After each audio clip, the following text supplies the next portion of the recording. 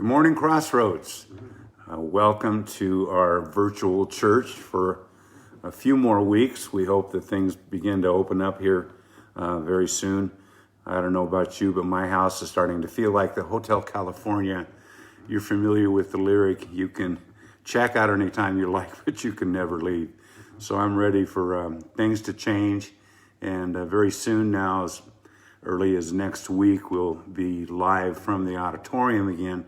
It doesn't mean that church will be open for church as usual, but we will be worshiping with Johnny and the band and speaking from our familiar platform there at Crossroads. So for now, here we go. And we are back in Luke. We are in the 14th chapter today. And we have another round with the Pharisees. We've spent a great deal of time talking about them, their background, their popularity, how they rose to prominence as the chief leaders of Israel during the time of Jesus. And they were truly the nemesis of Jesus. I've often said that without the Pharisees, you'd have to throw half the Gospels away because there is so much written about their journey from the birth of Jesus to the crucifixion. So, Luke 14:1. Now it happened as he went into the house of one of the rulers of the Pharisees to eat bread on the Sabbath that they watched him closely. Now, even though Jesus had some of his greatest disputes with the Pharisees, he's still associated with them. And we're going to be examining this a little bit because there's two sides to the same coin. He associated them, not to be one of them, but to love them and to continue to show them a godly example. But they watched him closely. There was still the tension there. He is having a Sabbath with them. There's nothing particularly hostile about that. But they were constantly observing Jesus at this point. People wanted to know what he would do in different situations, and they formed their opinions about Jesus and, of course, the God he claimed to represent as his Father, based on what they saw.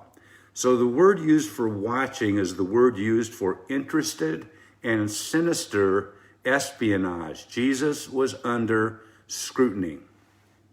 In 2 Corinthians 3:2 and 3, Paul explained that we are the letters from Jesus, that we're really letters written to people. They're watching our life. For some people, we're the only kind of Bible they will ever read. It won't be in ink. They're watching us, and that's something to always keep in mind. Now, here in front of his critics, Jesus heals yet another afflicted man.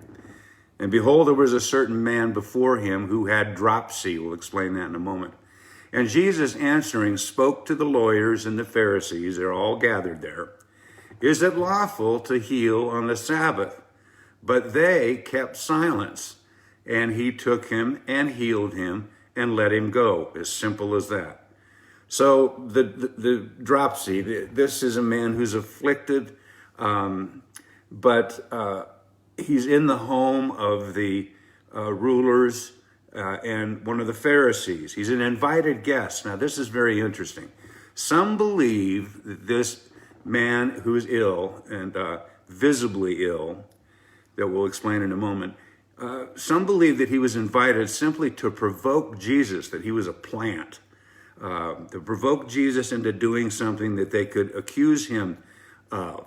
Adam Clark says, probably the insidious Pharisee had brought this dropsical man to the place, not doubting that our Lord's eye would affect his heart and that he would instantly cure him. And then he could most plausibly accuse him for a breach of the Sabbath. If this were the case, and it is likely, how deep must have been the perfidy, new word for me, and malice of the Pharisee. Again, Adam Clark. The man was afflicted with dropsy, which is, quote, an abnormal accumulation of serous fluid in the tissues of the body, a disease that swells up the body due to fluids forming in the cavities and the tissue. The word dropsy comes from the Greek word for water and face or countenance, because the disease often made a person look bloated in their face. And Jesus answered, that's an interesting term, arrested is the word for answering. These men had said nothing, yet he answered them. These men saw nothing, yet they didn't say anything. Jesus answered with both a question and an action. Is it lawful to heal on the Sabbath is the question. The issue was not about the healing directly, but healing on the Sabbath. And when Jesus healed the man, his accusers believed that he would have worked on the Sabbath, which violated God's command, as we've discussed before. But that was not really true. And with this question, Jesus reminds them that there's no command against healing on the Sabbath. Now, Jesus, as we know, never broke the commandments of God, but he often offended the Pharisees' traditions that surrounded and extended the commandments of God. The commandments of God are enough to deal with, let alone the traditions that the Pharisees had added with all of their sacred or allegedly sacred writings, and made them equal to the commandments of God. They kept silent. They had no answer for his question. He took him and he healed him. He let him go. We notice there doesn't seem to be much ceremony at this particular point. There doesn't seem to be any hocus pocus or magic involved with it. He just probably leaned over, touched him, and he was healed, or leaned over and spoke to his condition, and it was healed. And if that were the case, his appearance would have been immediately transformed, indicating health. So if you slow down and look at the text, you find an incredible miracle here in front of all of them in almost a casual way. They're seated at dinner. There's a man there sick. Jesus is not going to have another bite of bread until he heals him. And without any pomp or circumstance or discussion or accusation from the Pharisees, he just heals him. And it would have been evident in his face and in his body and in his countenance. Now, Jesus goes on to explain to his silent crowd why he can heal on the Sabbath. Then he answered them, saying, "Which of you, having a donkey or an ox that has fallen into a pit, will not immediately pull him out on the Sabbath day?" And they could not answer him regarding these things. Now, Jesus' logic was simple and impossible to argue with.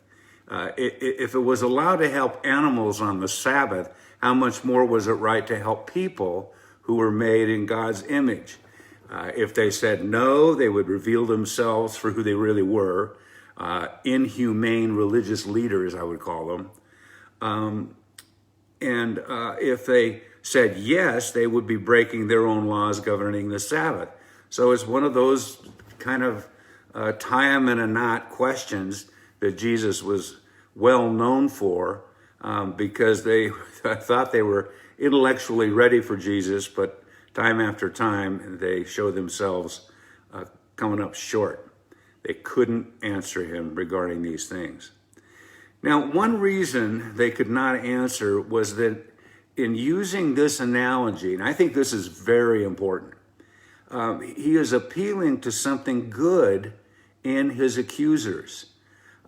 He's saying and appealing to them basically something like this: you aren't brutal and cruel men. You'll help your animals in need. Now extend the same common sense feelings to needy people. Now, I think this is interesting because it's the other side of the coin that opposite the idea of them planting the man with the dropsy to aid in their argument. They don't seem ready to argue. There's no context for him being there at the will and the desire of hostile Pharisees. Now remember, there were a few of them, like a Nicodemus, who were curious. Not all Pharisees had a chance to dialogue in a non-hostile environment. I think it's very possible that they truly invited Jesus, to dinner, invited him to the Sabbath, and they weren't ready for a fight. And that Jesus is using a teaching technique here that I think is very important, because it would have been a tool in his box, as it were. He's not rebuking them. He's appealing to some inner goodness in these people. And I think that that's something to see, because it gives an example of part of the teaching style and ministry style of Jesus. He's not there, possibly, not there to bust their chops. He may be there to teach them. And so the other side of that coin that, says that they were there to have a fight, they may have been there and just to have a Sabbath meal with Jesus.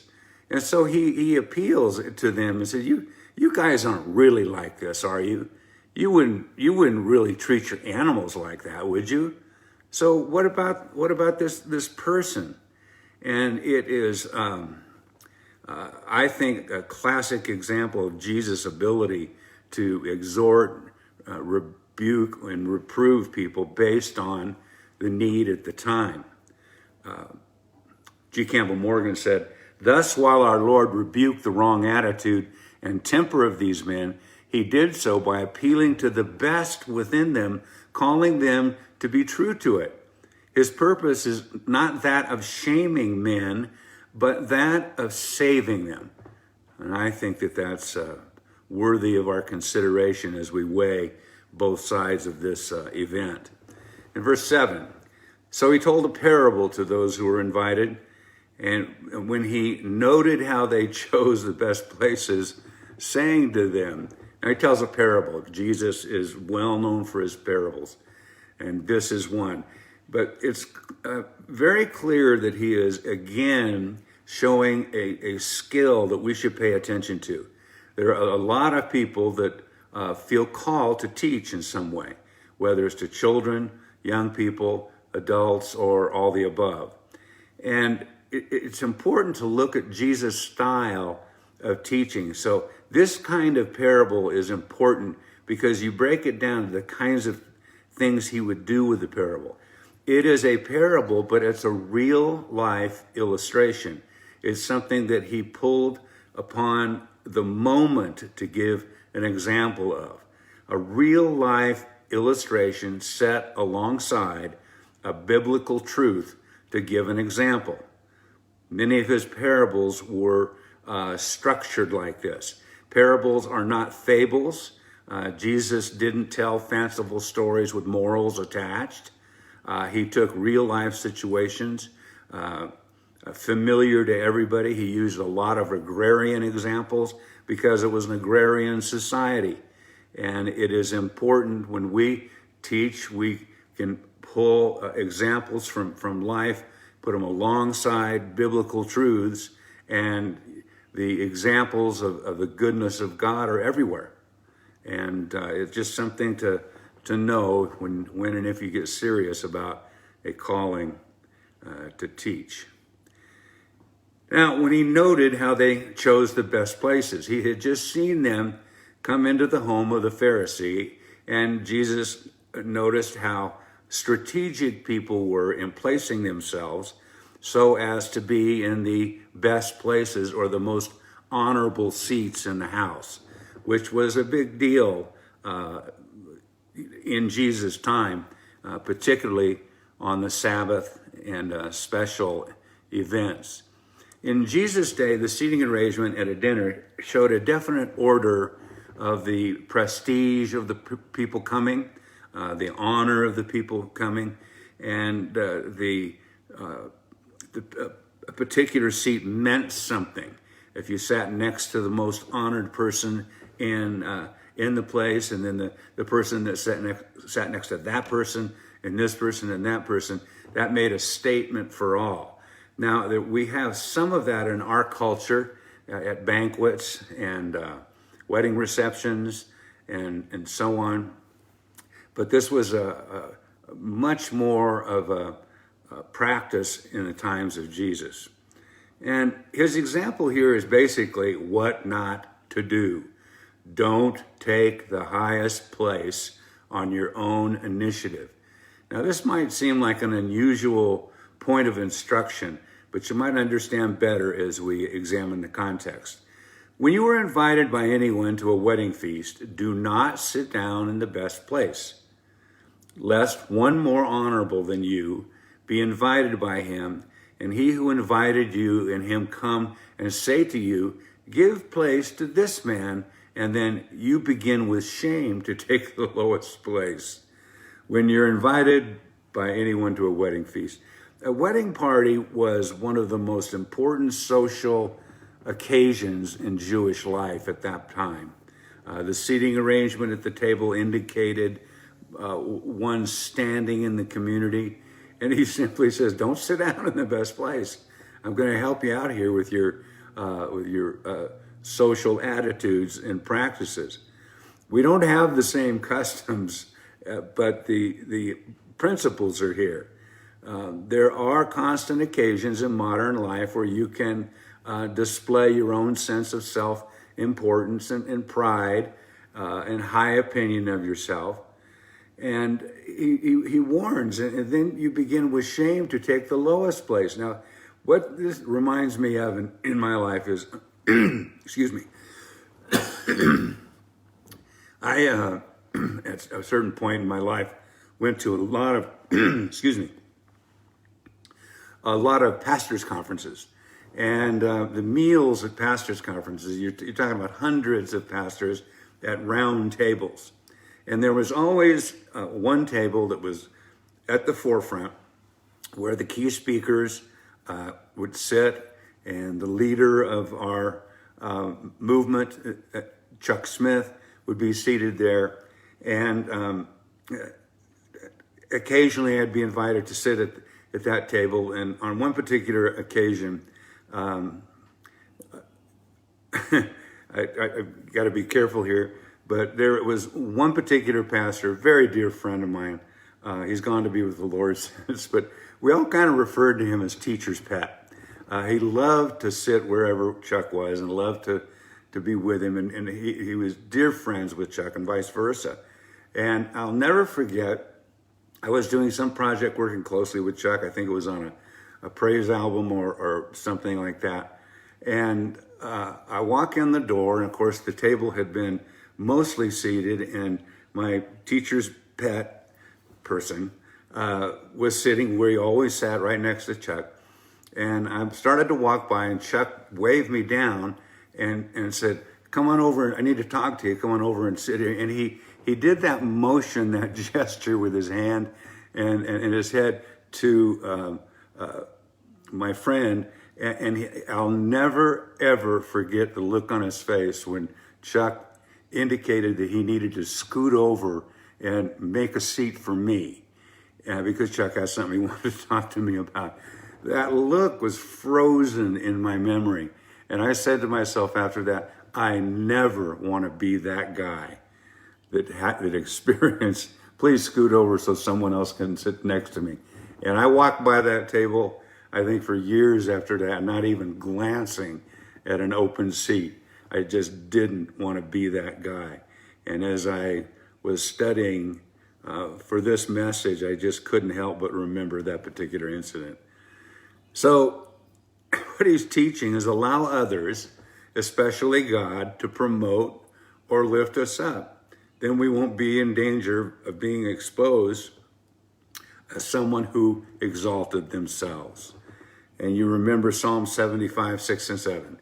For exaltation comes neither from the east, nor from the west, nor from the south, but God is the judge. He puts down one and he exalts another. Again, Psalm 75.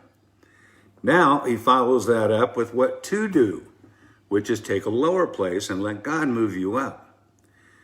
But when you are invited, go and sit down in the lowest place, so that when he who invited you comes, he may say to you, friend, go up higher.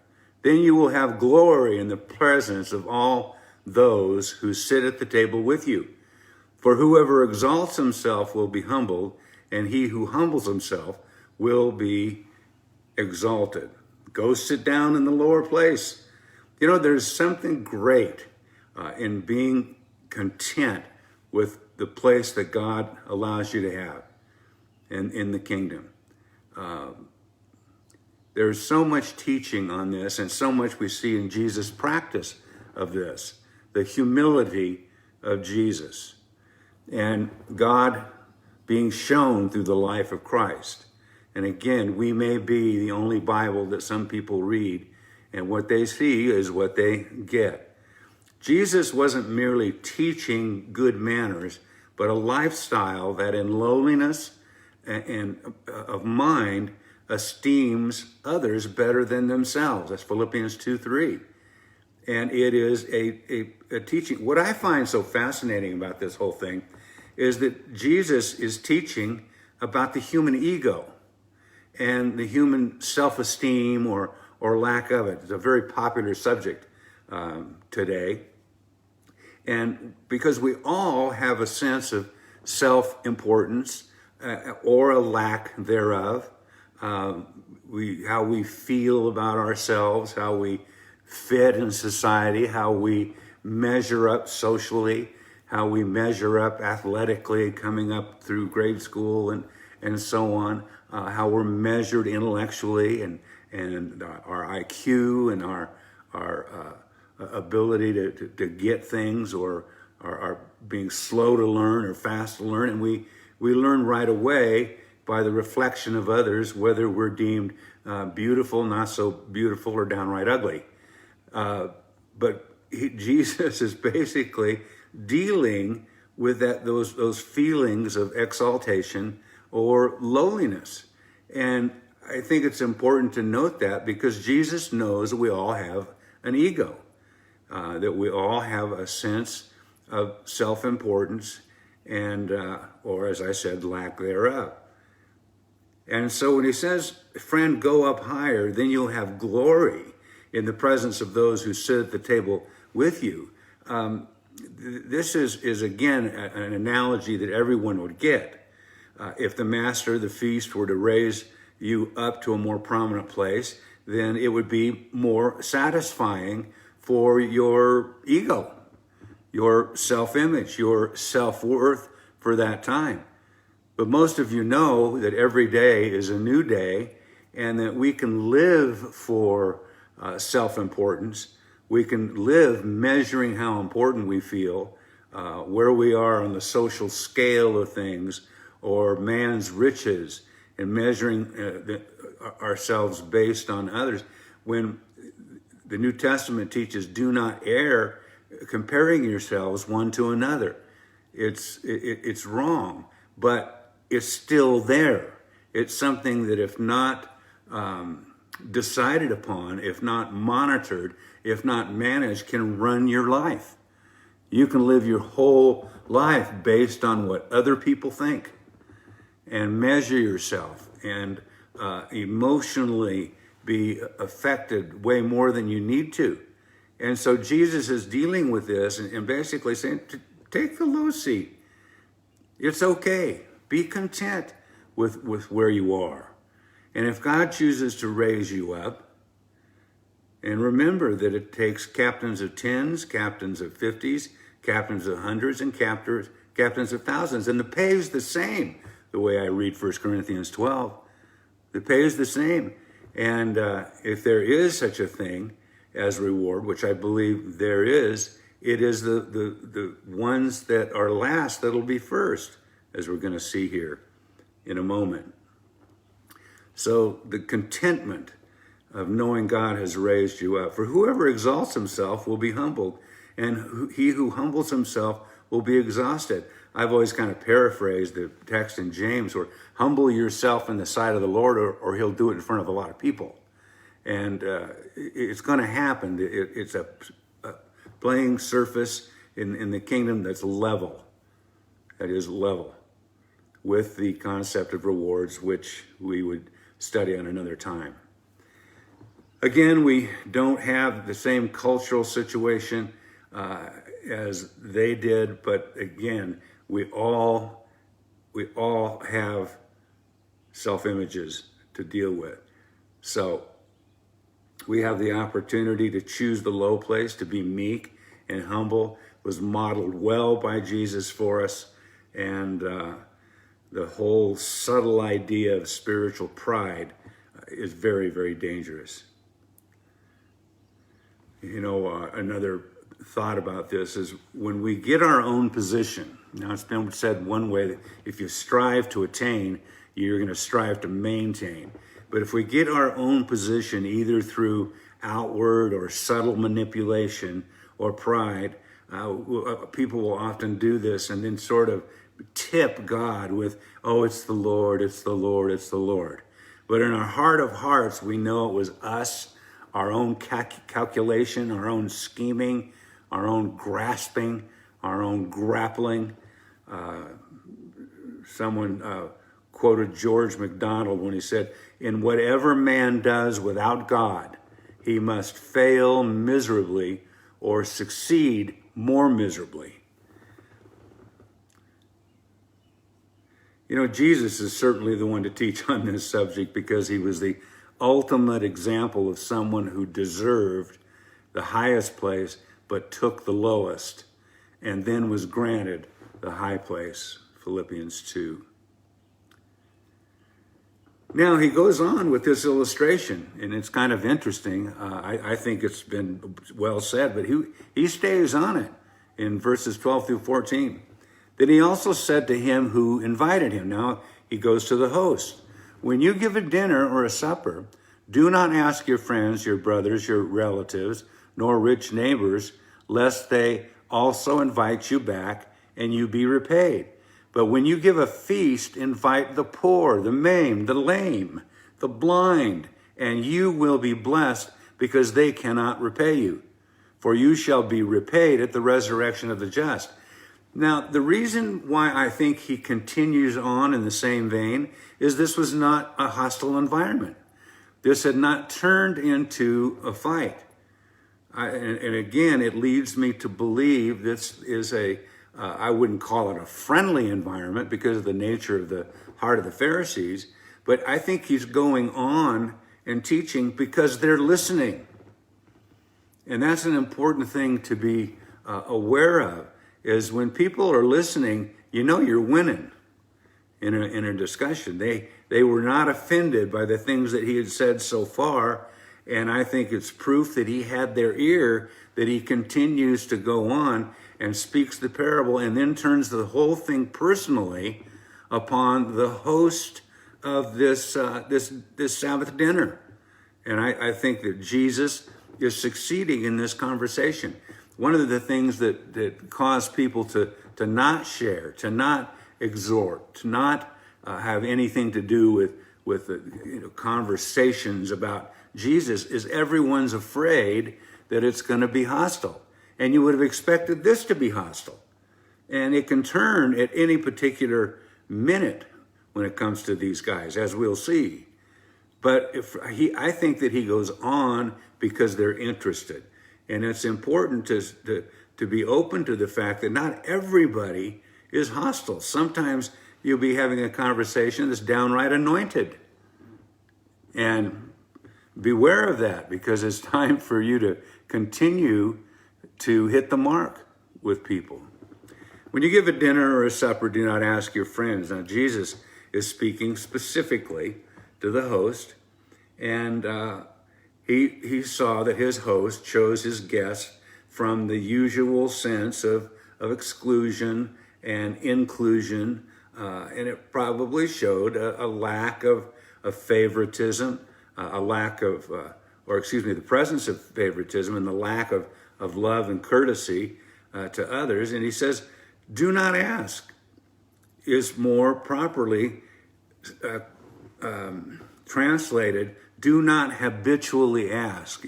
It's not wrong to invite your friends over for dinner, but it is wrong to only invite the people that you like. And it's easy for us to limit our friends to a few comfortable, easygoing people, instead of reaching out to others. And some of this has to do with my closing point about becoming more kingdom oriented in your thinking.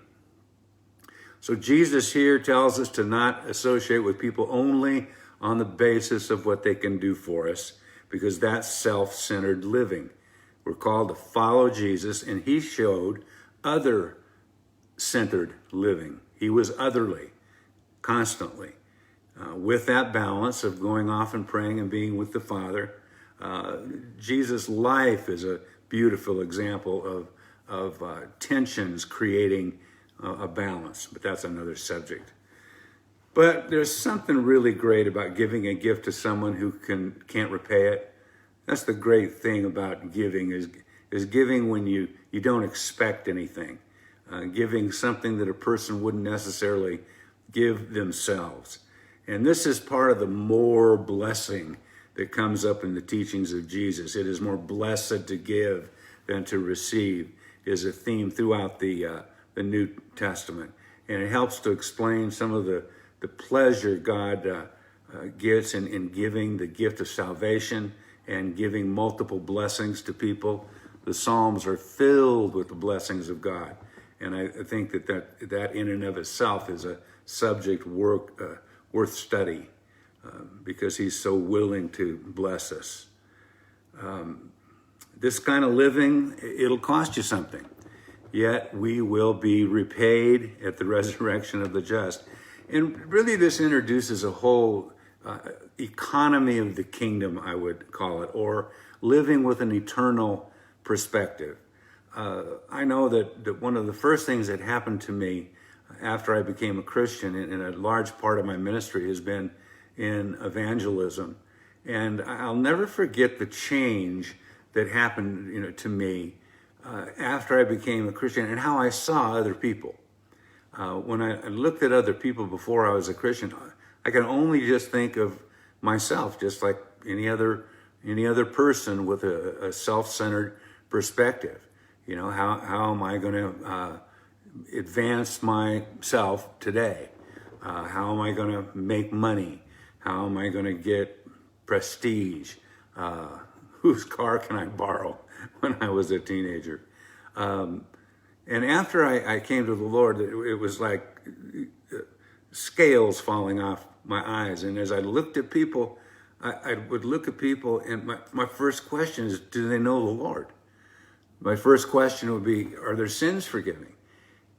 And I think I shared an illustration about leaving the country for the first time and flying into another nation and looking down out of the window of the aircraft and thinking, that's a whole different group of people. They speak a different language. Do they know the Lord? And my thoughts were constantly being interrupted with this concern for souls. And I didn't put it there myself. It didn't come from my jumping in and reading the Bible, although I began to read the New Testament almost immediately. But what I couldn't really understand for a while is this change in my mind, which I now understand is the renewal of the mind in Romans 12, that something was taking place in my worldview, in my perspective, and I found my perspective becoming more eternal. I began thinking about whether my loved ones were going to heaven or not. I had never, ever had that thought about friends or family. I was constantly in a self-centered state and living life selfishly. But I would have never known it until this change and what I came to understand as the renewal of the mind. It was a little frightening because it's all I could think about. And what I didn't know is that was the preparation coming from God for a call to the ministry. And that change of mind preceded the call to the ministry, because I think if I had not grappled with a call to the ministry, that this renewal of mind would have just made me crazy. I would not have known what to do. But in order to satisfy the way I was looking at the world and the way that I was thinking about the world, the way I was seeing people, and eventually the way I would see nations, was all precipitated by this shift in my worldview. And that's how people get used by God. I was wondering, is this some kind of obsession? Is this healthy? Am I becoming a religious addict, or a Jesus freak?